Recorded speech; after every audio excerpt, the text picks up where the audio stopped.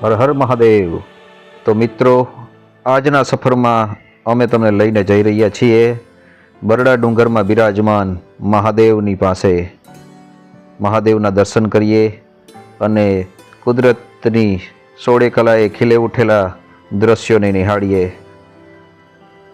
લોકો અહીં શ્રાવણ માસમાં બહોળી સંખ્યામાં આવે છે, કેમ કે શ્રાવણ માસ પછીની અહીંની સુંદરતા કંઈક ઓર નીખરીને આવે છે।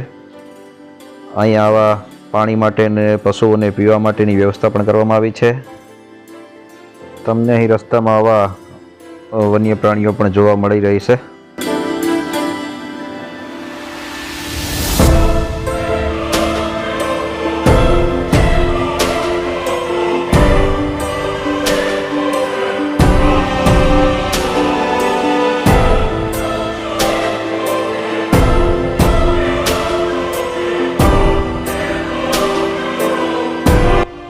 વરસાદની ઋતુ છે તો જોઈ શકો છો કાળા ડિબાંગ વાદળા ઘેરાયેલા છે।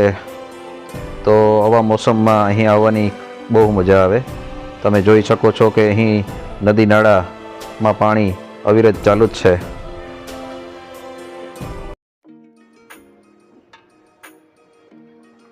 રસ્તાની વાત કરીએ તો રફ રસ્તો જ છે, તો ક્યાંક ક્યાંક કોકોક પેચીસ બનાવેલા છે સિમેન્ટથી અને બાકી રફ રસ્તો છે। તો પણ ગાડી આપણી જતી રહે એવો રસ્તો તો છે જ। તો તમે તમારી ગાડી લઈને પણ આવી શકો છો, 4 વ્હીલ લઈને આવી શકો છો, 2 વ્હીલ લઈને આવી શકો છો।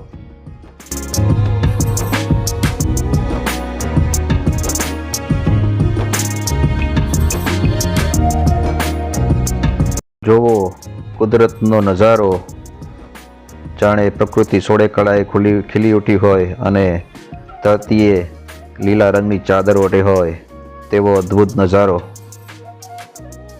તો ચાલો હવે આપણે પહોંચી ગયા છે કિલેશ્વર મહાદેવની જગ્યા ઉપર। આ છે કંઈક પાર્કિંગનો નજારો।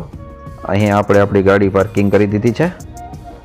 તો હવે જઈએ અંદર કિલેશ્વર મહાદેવના દર્શને।